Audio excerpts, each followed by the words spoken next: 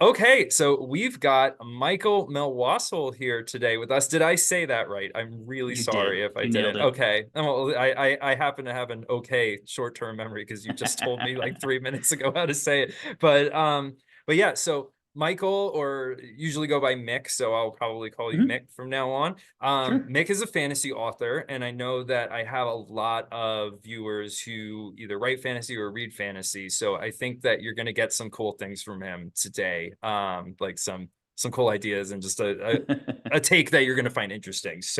Um, so yeah, Mick, I was looking through your stuff, like just doing a little bit Hmm. of research before this interview. I wish I had the time, honestly, to read everyone's like actual stories and books Sure. before we do these, but so I didn't have a chance to read anything, but I did look at the product descriptions and kind of the background for them. But as for you, I know you're out on the East Coast, so Hmm. we're on opposite sides of the country, and I saw you grew up in like Maryland and DC, right? I grew up in Maryland, DC, Atlanta, Athens, all over. My dad moved a lot, Oh, okay, you've been all over the place. I all moved over the to place. Yeah. Vegas from DC, so Oh, okay. Yeah. yeah, so I'm like, My oh, dad I was know that neighborhood. 30. My dad was 30 minutes from the Pentagon when it got hit. And I Oh, distinctly wow. remember that, all that. Yeah. Yeah. Oh my So we've been God. all over Yeah, the place. my dad worked a couple of blocks away from the World Trade Center in New York when that happened. So I still have not really talked to him about whatever kinds of crazy stuff he saw that day. But I Sure. remember what it was like being like really scared that day. Hmm. But anyway, on a lighter note, we'll get Sorry. no, it's totally fine. So you have written I saw two books that were out. One of them is the it's Paragon Exordium, which is an awesome Hmm. name, by the way. Thank you. And then the other one is, it's not fantasy, right? It's like a kind of a collection of like parody The advice fact and that you stuff. even know about that is hilarious. Yeah, I saw manly it on your website. See, motivations. I do my research. I just You thought I loved did. that. I thought it was a funny idea. I really Oh, liked it's a that. But hilarious idea. yeah, it was called Manly Motivations. So Hmm. both of them, it looks like you put out last year, right? It was Correct. 2023. Okay, cool. So I guess we could start with just talking about probably Paragon Exordium is the one Please. you'd want to, yeah.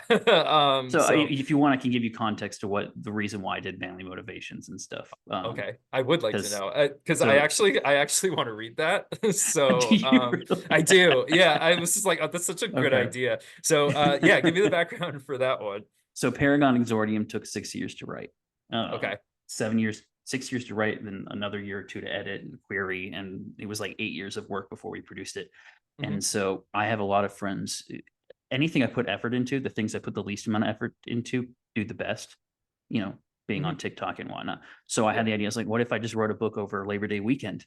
I Hmm. bet it might end up doing better than the book I spent 6 years on.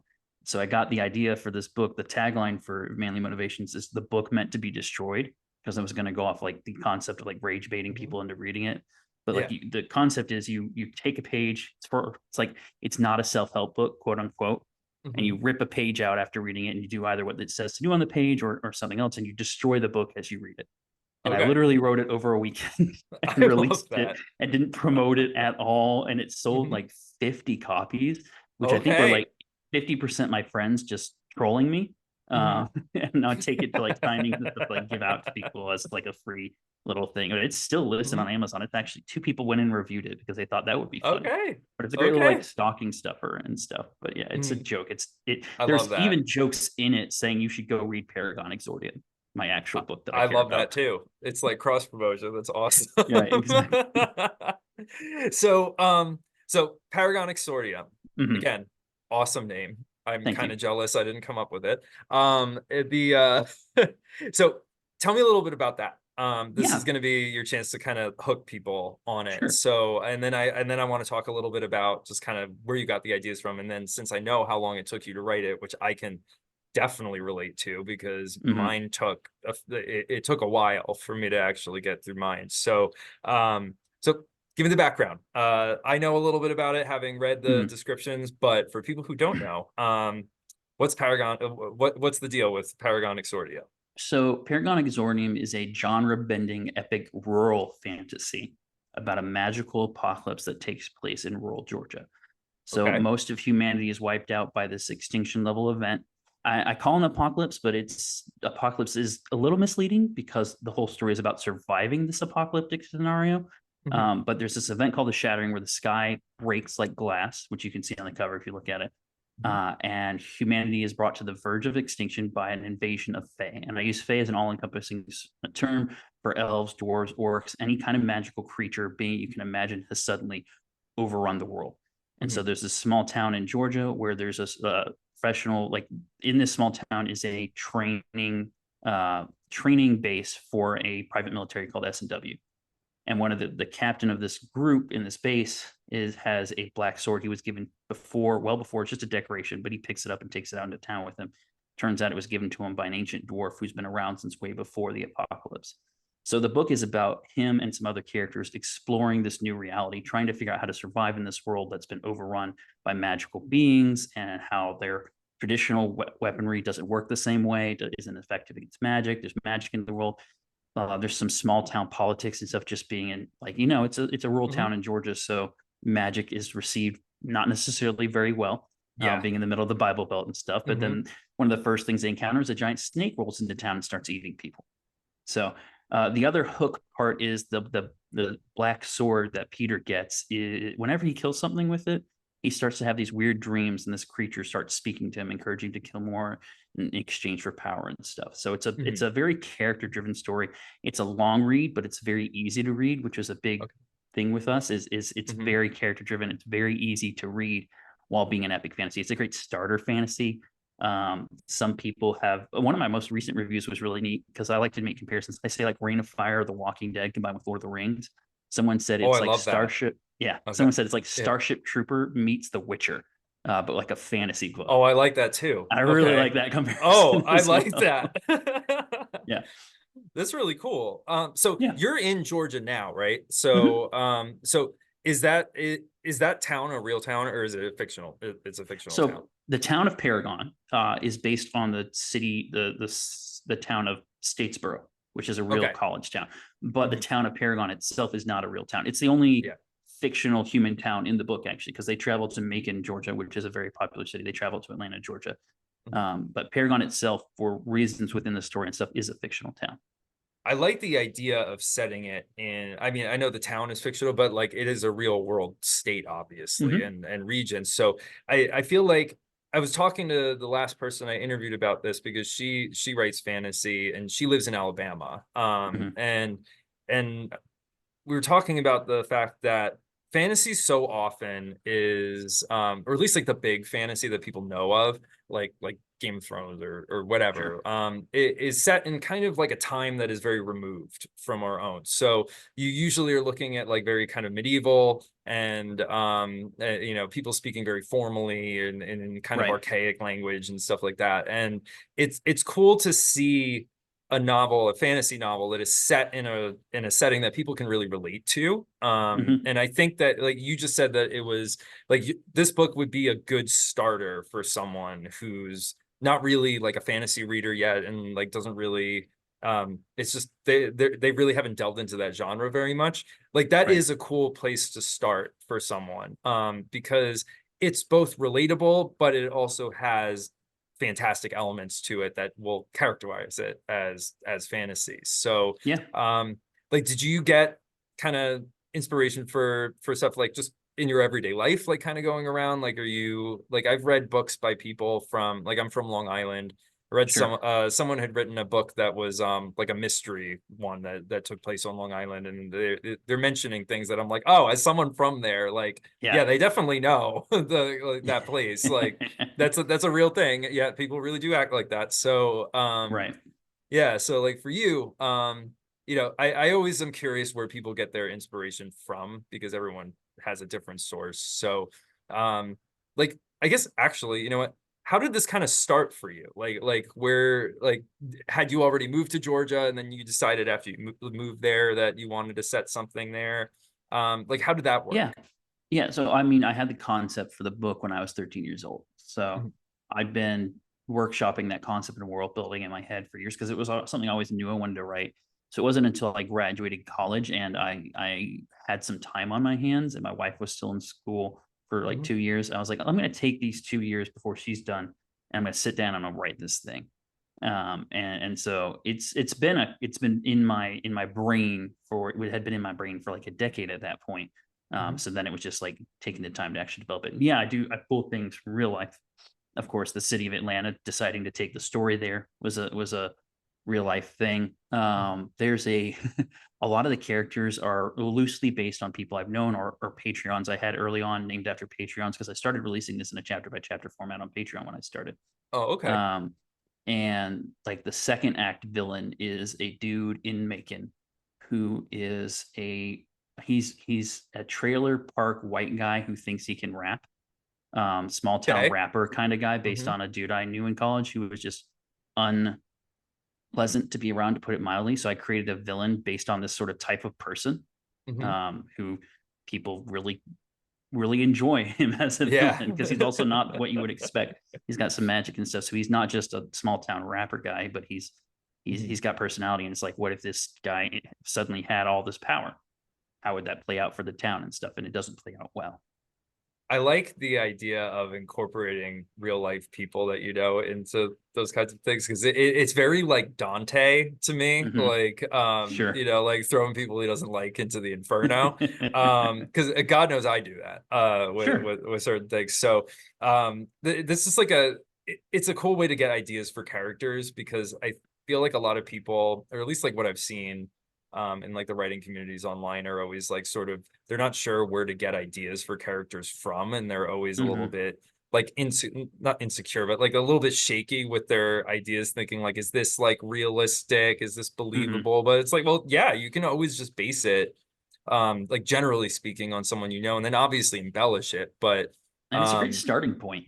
That's something, absolutely. as I've progressed, I base fewer and fewer characters off people I know, because I develop more of a sense of how to create my own characters. Hmm. And the characters that I have based on real people have developed to such a degree past that person into their own characters as a story demands and stuff, that Hmm. that's a really neat, like, there's characters I Yeah. based on someone that are completely unrecognizable from that Hmm. person it was originally Yeah, based like on. they've just evolved so much over like the process of writing it that Yeah. they don't even really resemble the original core idea anymore, which I think is that's cool. Like that's something that eh, I feel like some people do have like an idea in their head and they're so set on it that they're like, this is what the story is going to be, and they don't Hmm. really allow it to organically evolve, whether it's the Yeah. story, the plot, like the characters. So like, hearing you say that like, maybe you started with one thing and then it kind of over time evolved into Right. something that was just better and bigger. And like,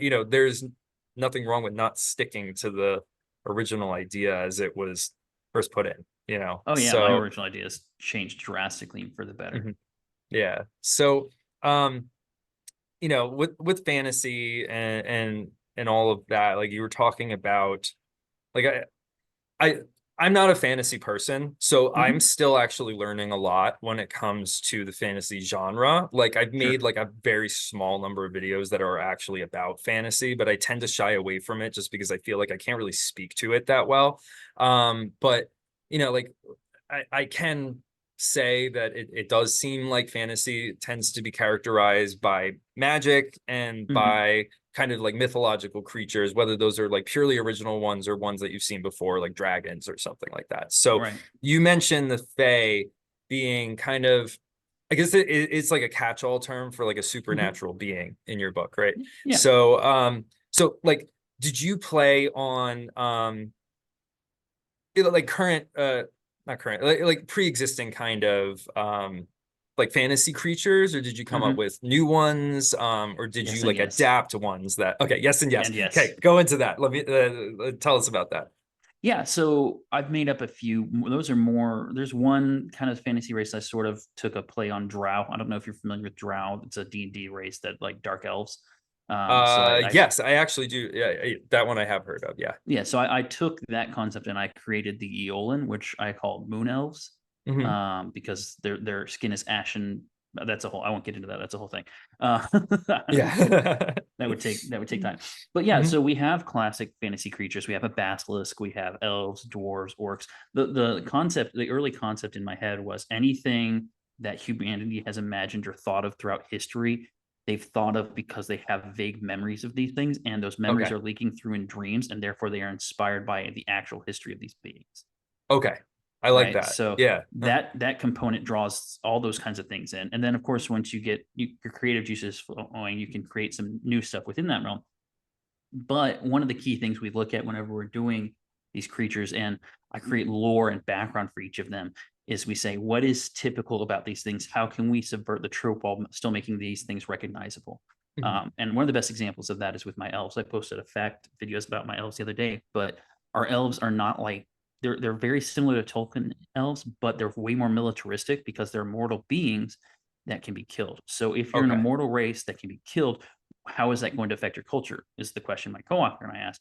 And the answer he came to was, well, you're going to make sure it's really, really, really hard to kill you. So they're a Mhm. very war-driven, militaristic, warrior type of race and beings, and that affects how they interact in the story. That affects how they interact with the world, and that makes them a little different from what you typically see from those kinds of characters. That's really interesting that you took into consideration kind of I almost want to say biology and then the way that that would shape culture. Hmm. Because I think that sometimes people will come up with a fictional culture sort of in a vacuum. Like it Right. doesn't really it's just sort of arbitrary, which I mean that's fine, but like Sure. you're just coming up with an idea for an exotic kind of culture without really thinking about the reasons why that culture would have arisen in the first place. Hmm. And that's really interesting to me that you actually went into that because I don't think a lot of people actually do that. So that really will make it like I know that for fantasy or sci-fi or the things that we're into that it doesn't necessarily have to be realistic, but I Sure. do think that having things that are logically consistent within it are it's helpful. Like it can It makes really the help world feel someone. more grounded.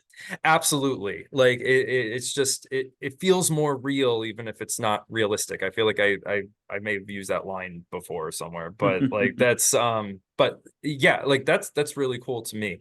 And so these are fantasy creatures that are kind of like leaking into our world, right? After the is that what You have you're to read to find saying? out. No, Oh yeah.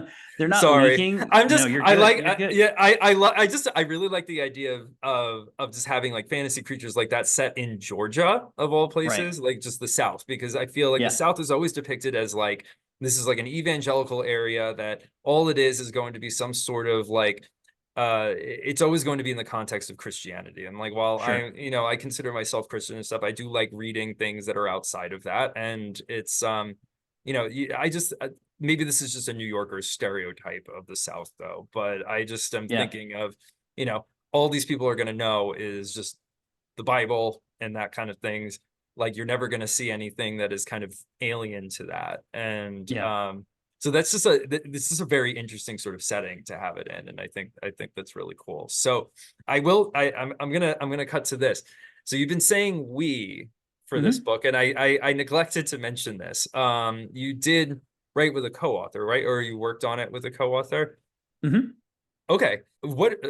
How would you describe your experience with like, co-authoring? Because I've done that Ah, for my sci-fi novels, and there are good things and there are bad things. sure. And I wrote it with my best friend, which complicates things even more. Yeah. So it's not always easy. And I think most of the people who are reviewing this probably wrote on their own, but there's Yeah. always going to be people who are curious about this. So how was that for you? If you're willing to talk about that Oh without yeah, I like can talk about it and save him that okay. effort. Uh, so David is a buddy of mine from college. He's in the army. I originally brought him on to read the first act just to get some sort of feedback because he majored in writing in English. Mhm. But he was in the army. I was like, hey man, I want to make sure my book, which has a very militaristic main character, isn't cringy or unrealistic to a person from the military reading it. I want to have a Mhm. grounded that part to be really grounded because I get Yeah. annoyed when I see things like media and Mhm. like someone like for example someone shaking a gun and it's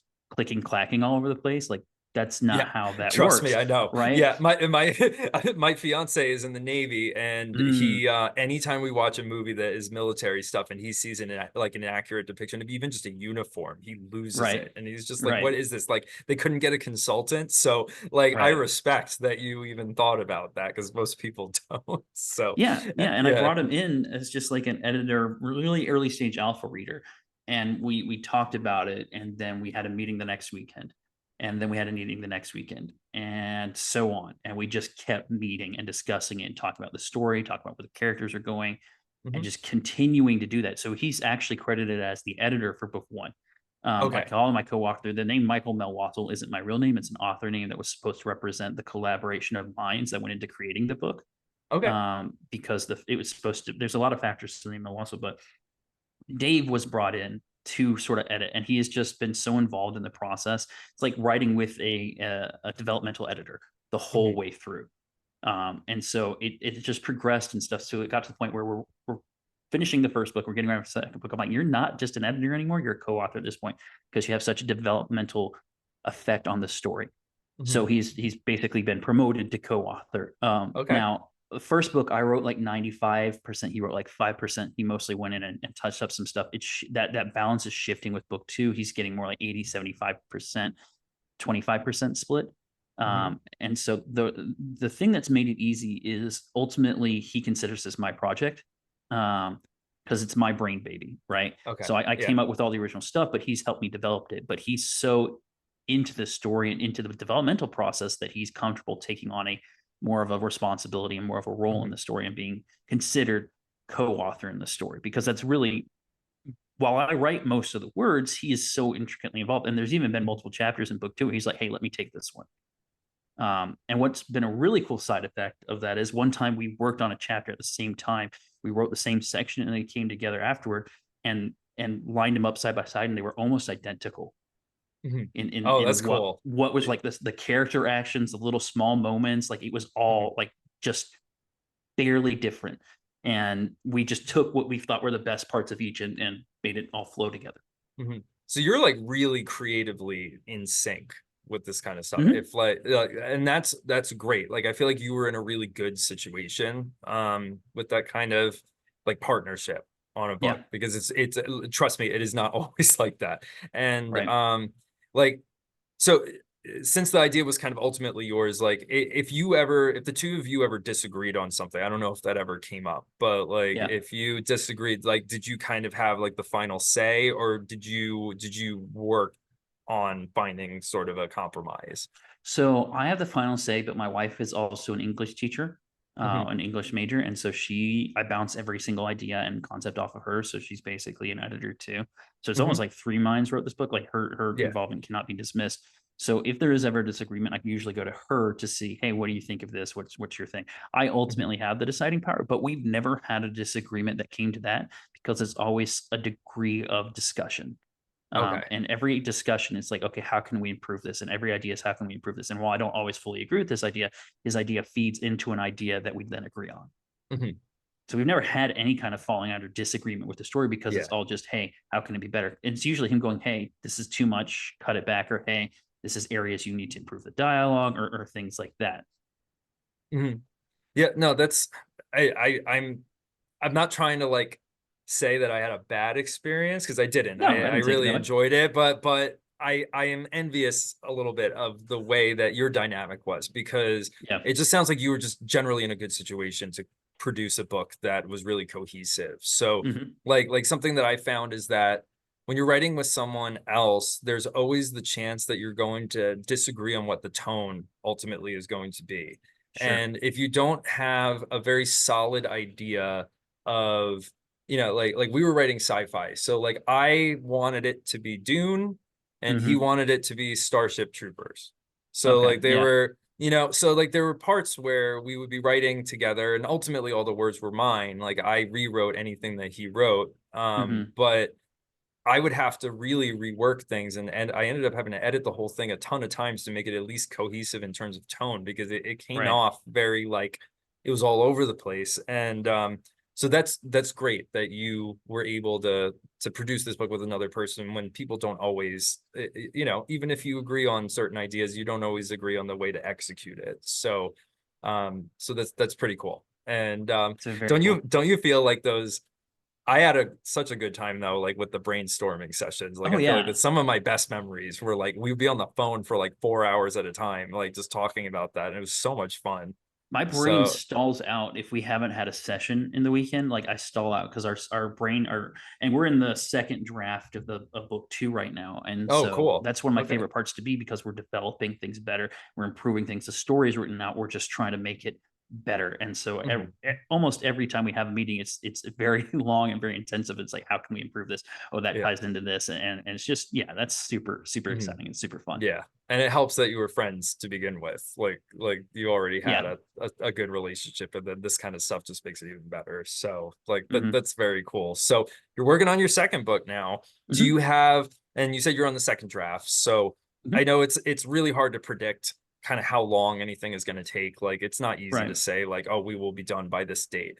But do you have any sort of like inkling of maybe when that might end up being available to the people who are watching? We're hoping to. We're on schedule, and we're scheduling ourselves, which is something we've done in the past, Mhm. to have the first draft of Paragon Attrition ready for beta readers at the end of the year. Nice. So with like when you publish, do you do pre-orders or do you just kind of build up hype ahead of time without doing pre-order? I don't, it seems like not everyone does that. So Hmm. I'm just curious, like with the first one, did you do anything with like having it available for pre-order, or Yeah, did you like kind of, so you marketed it like sort of before you actually put it out? You didn't do it after. yeah. It was Mhm. available for pre-order a little bit before. Um, I wasn't on like TikTok where I've had the most success, a massive amount of Mhm. success comparatively. That's the big difference, and the change I would make if I could go back was get on TikTok before the release of the first one to spread more awareness of it Trust and me, I hype it up know. some more. Yeah. Yeah. Yeah. But yeah, we did pre-orders. I'll definitely do pre-orders this time around.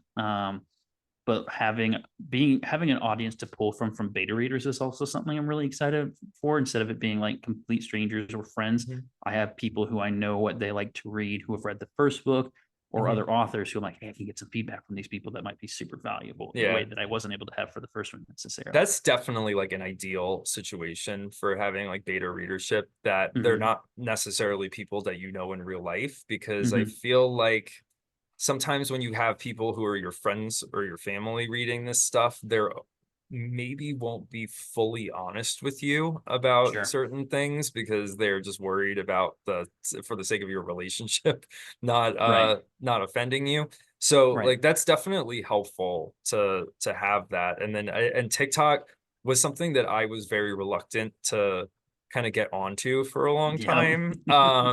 And then I was just like one day I was like, ah, like I'll try it. And then I'm like, oh wow, I should have done this earlier. Like, Yeah. this is way easier Yeah. than other stuff. And people are very supportive on here. They are. That was So something that really blew our minds about the community is mhm, how supportive and welcoming it was. We were prepared for a lot harsher feedback and a lot harsher response, or more of a mhm, competitive reaction, whereas it's been very collaborative. And that's something that yeah. I'm really trying to do over there is support other creators as much as possible. Mhm. So, I mean, I know your TikTok videos and everything. I've seen them. Like we're friends on there and all that. Mhm. But for people who like who haven't really looked into what an author's TikTok would be like, or what kinds of like videos you would put out, like what kinds of content do you find are the most effective in actually like translating to either sales or at least just like getting notoriety for your book? Mhm. Like, are there certain kinds of things that you put up that have just generally done better and have gotten people to refer over to Amazon and things like that? Yeah. It's so tricky, and I actually made a video talk about this the other day because I'm published through Ingram Spark, and my book is available for ebook through Amazon.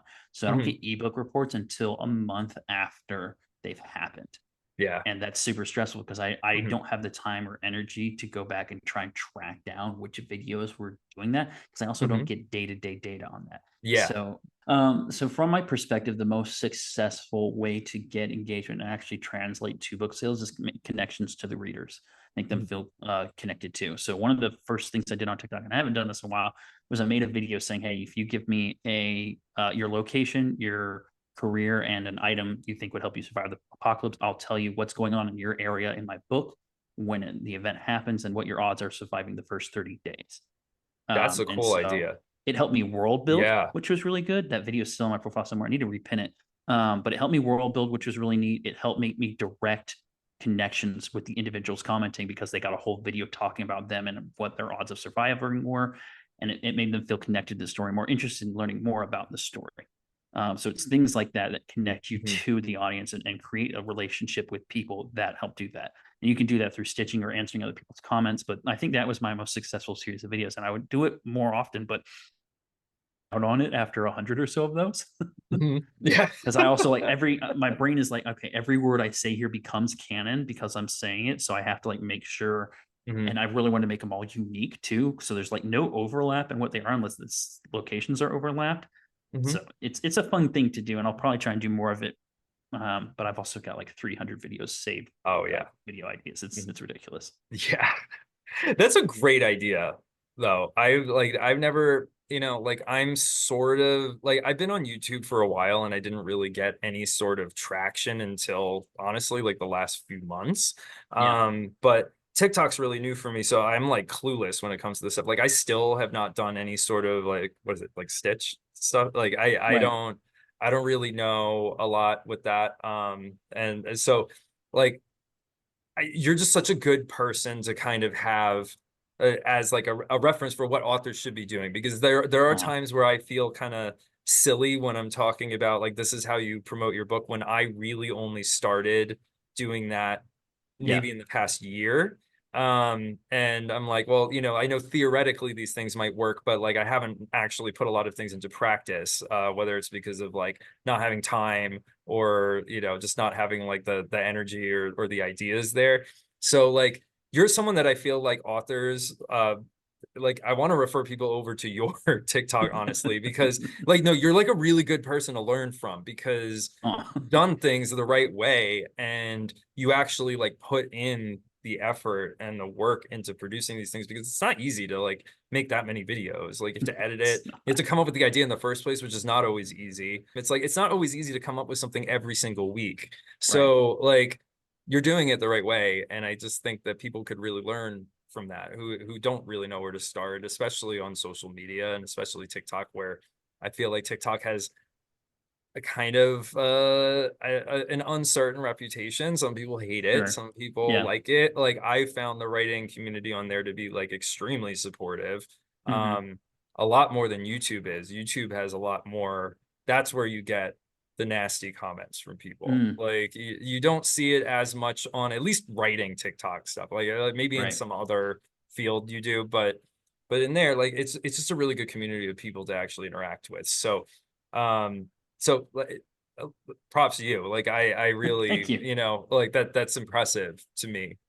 As someone who's tried to do this and hasn't always found it easy. So I know how much I work haven't found it it easy by any takes. stretch of the imagination. Yeah. So I don't, I tell people okay, I have good. Good. I'm no not idea alone what then. I'm doing. Well, Yeah. I'm literally just making videos that I enjoy making is the Mhm. idea. And Yeah. if I enjoy making it, and those don't always do well, but I keep doing Mhm. them because I enjoy them and I don't want to spend the time or effort doing the same video over and over Mhm. again. Like some of these accounts I Yeah. see, it's like, hey, it's the same video, it's a couple shots of the same person, a description of their books, and those work for people, Mhm. and they're successful. Like this one guy, actually, I won't even give a specific example because it'll come back around on me. Yeah. I'll bite But you in the end. I want it Yeah. to feel.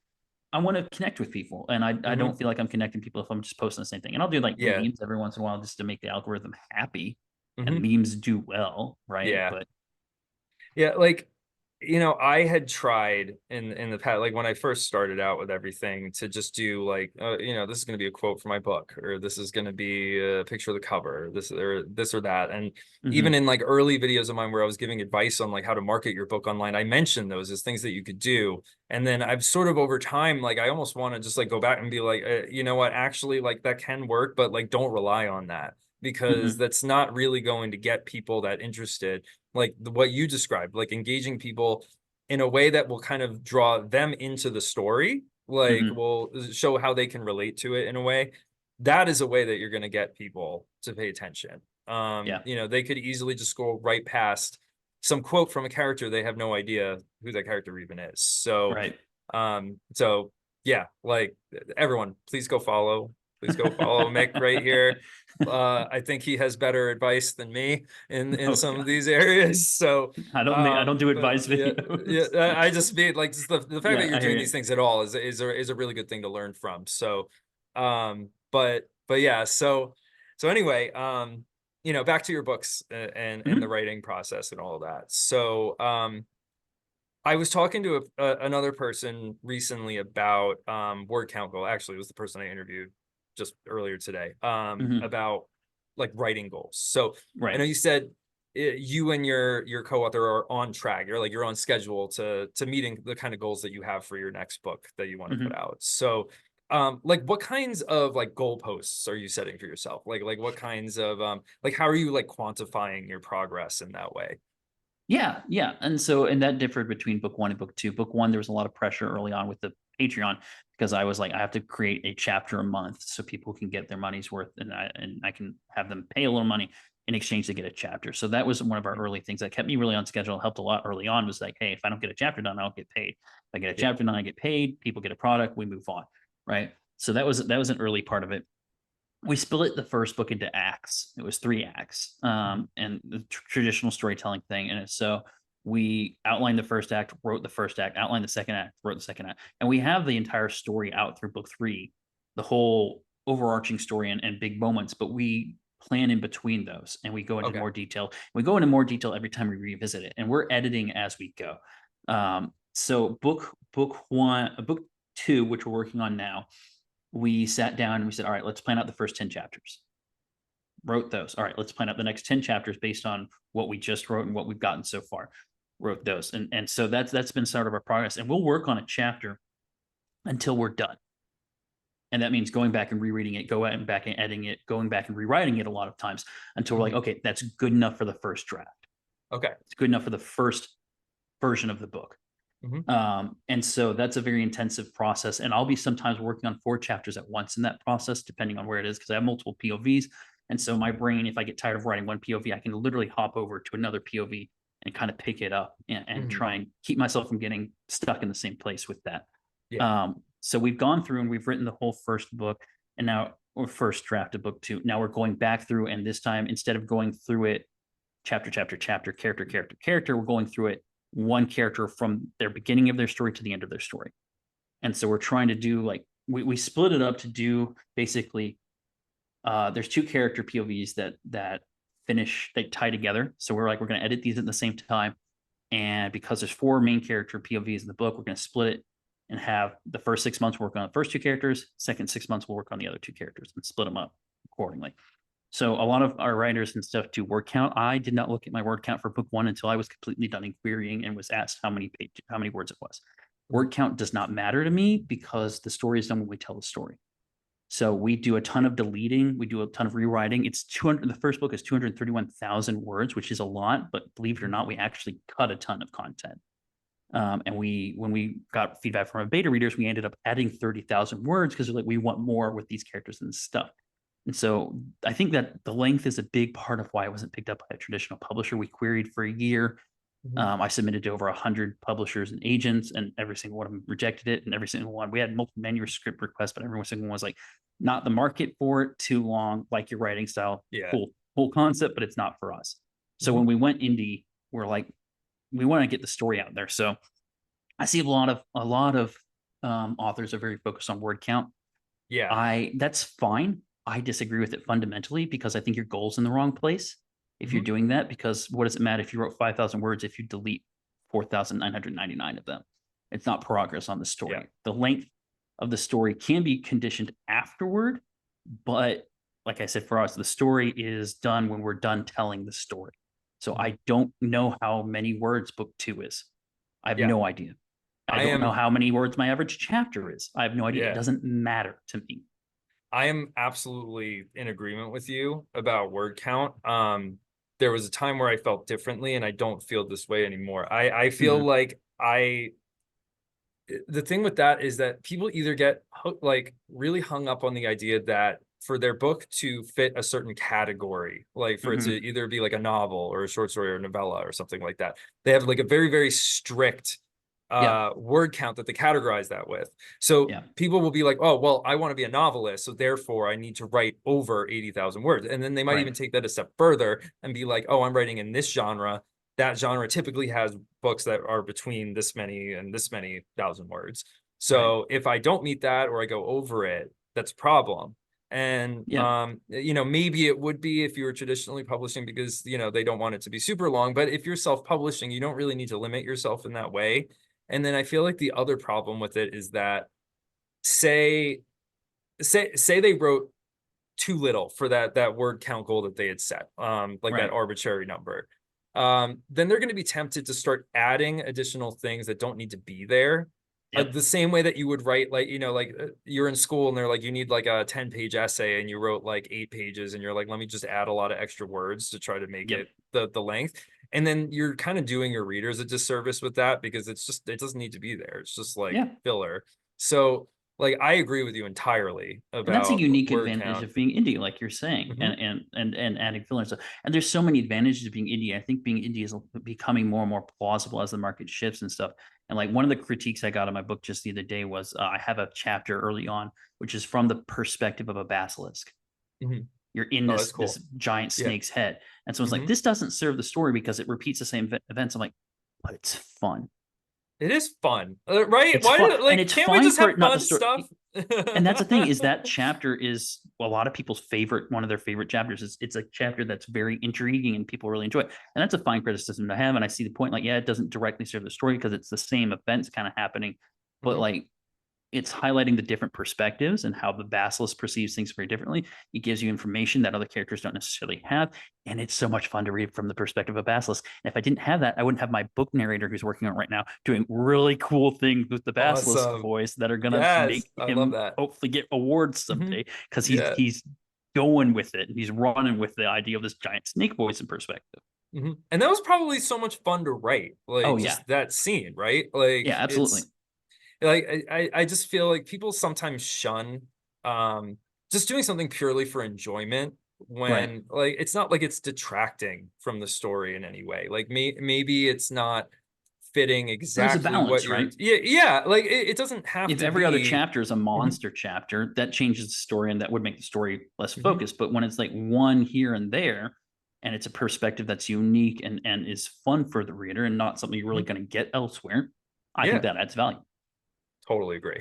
Totally agree. So, so we're kind of getting towards the time limit here Okay. that I'd set for these. So I'm just want to this was really this was fun. Like Yeah. and I honestly I learned a lot just from this video. So I feel Excellent. like there's definitely people who are going to learn from this. And I encourage everyone, whether you're a fantasy reader or not, a fantasy author or not, like please check out Mick's stuff. Whether it's his TikTok, all his videos that he's done, because they are really good. Like I've seen them. They're very engaging in a way that I think a lot of people who have tried to go on social media as an indie author have not really been able to do. They're great. So please check that out. And then also, more importantly, check out his book, Paragon Exordium. Again, badass name. And then if you want to check out Manly Motivations, because I think that's such a great idea. So It makes a great so stocking stuffer for dad. hell yeah. So I'm gonna put the links for all of these in the description so you can check those out. And maybe we'll have you on here again. I would love Sure. that for you Yeah. to come back on because yeah, I know we're going to do one with your co-author as well. So Oh yeah, Dave would um love to. yeah, so we'll have that up in the future for anyone who kind of wants to see the dynamic of like what co-authorship is like. So Yeah. yeah. So thanks so much, Mick. I really No appreciate you problem. being on here. Happy to have. Hey, well, thanks for having me. Happy to be here. Of course. So we'll talk soon. And All all you right. guys, you're gonna see Mick again. And we'll also have his co-author on here. So Looking thanks forward so to it. much, everyone, and thank you, Mick.